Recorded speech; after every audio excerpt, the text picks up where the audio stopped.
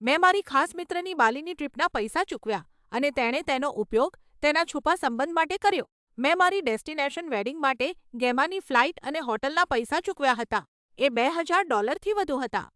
પણ ગેમા અને તેનો પતિ જ્હોન ક્યારેય આવ્યા જ નહીં. તેનું બહાનું? તેણે કહ્યું કે તેઓ હનીમૂન પર જઈ શકે તેમ નહોતા, તેથી તેણે મફત વેકેશન માટે મારા પૈસા વાપર્યા. હું તૂટી ગઈ હતી. 10 વર્ષની મિત્રતા બધું જ ખલાસ. મેં તેને ખર્ચના પૈસા માંગતો બિલ મોકલ્યો. તેનો જવાબ તો સાવ પાગલપણા ભર્યો હતો. તેણે મને ફદ્દપથી અમે સાથે કરેલા દરેક લંચ અને પેટ્રોલના ખર્ચનું 3 પેજનું ફાઇનાન્શિયલ ઓડિટ મોકલ્યું. મારા પિતાના મૃત્યુ પછી તેણે મને ઇમોશનલ સપોર્ટ માટે પણ પૈસા માંગ્યા.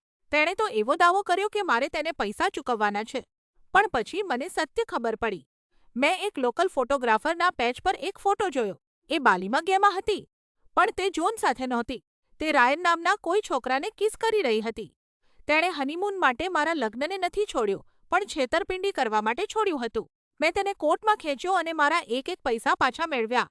ગેમા ઇન્સ્ટાગ્રામ પર મારા પર ઉતરી આવી, મને ખરાબ શબ્દોથી બોલાવ્યો અને મારા પરિવાર પર હુમલા કર્યા. તેથી મેં તેને એક છેલ્લી ભેટ આપી.